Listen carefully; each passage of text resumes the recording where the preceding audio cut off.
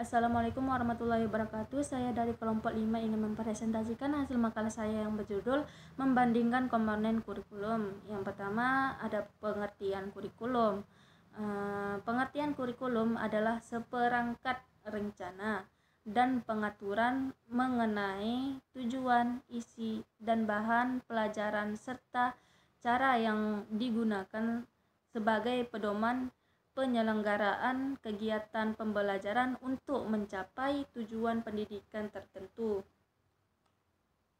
Yang selanjutnya ada strategi dan model pengembangan kurikulum.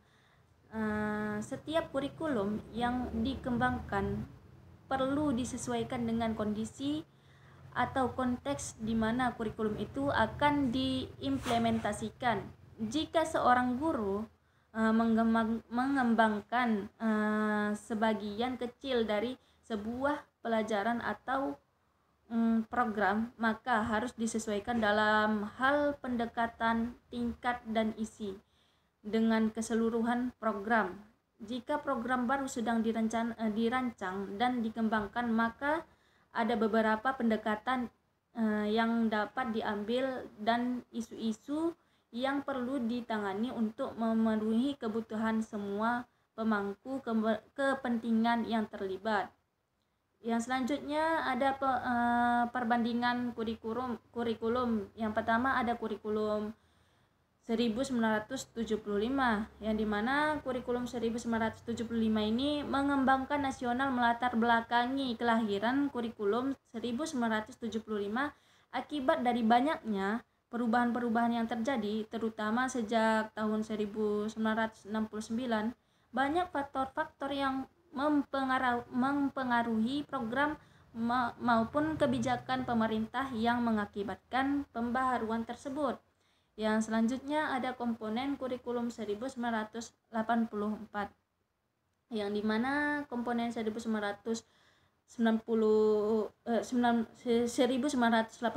merupakan penyempurnaan dari kurikulum 1975 dan menggunakan pendekatan proses. Dalam hal ini, faktor tujuan tetap penting meskipun sudah menggunakan pendekatan proses.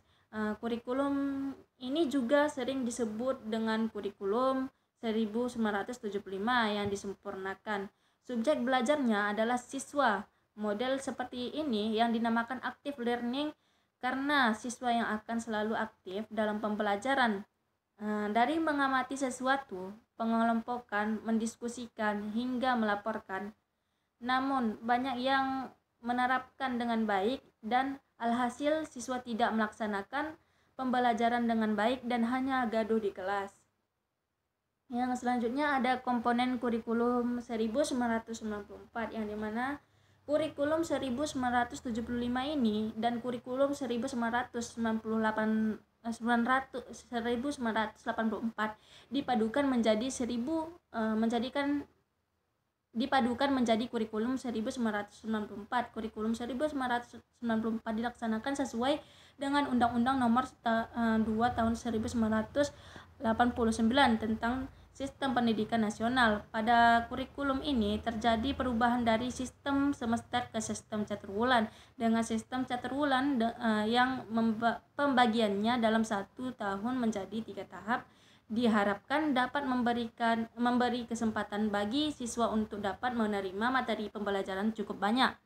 Yang selanjutnya ada komponen kurikulum 2004, yang dimana komponen kurikulum 2004 ini berbasis kompetensi, suatu konsep pendekatan strategi kurikulum yang menekankan pada penguasaan sebagai kompetensi tertentu, seperti didik tidak hanya menguasai pengetahuan dan pemahaman, tetapi juga keterampilan, sikap, minat, motivasi, dan nilai-nilai agar dapat melakukan sesuatu yang dengan tanggung jawab.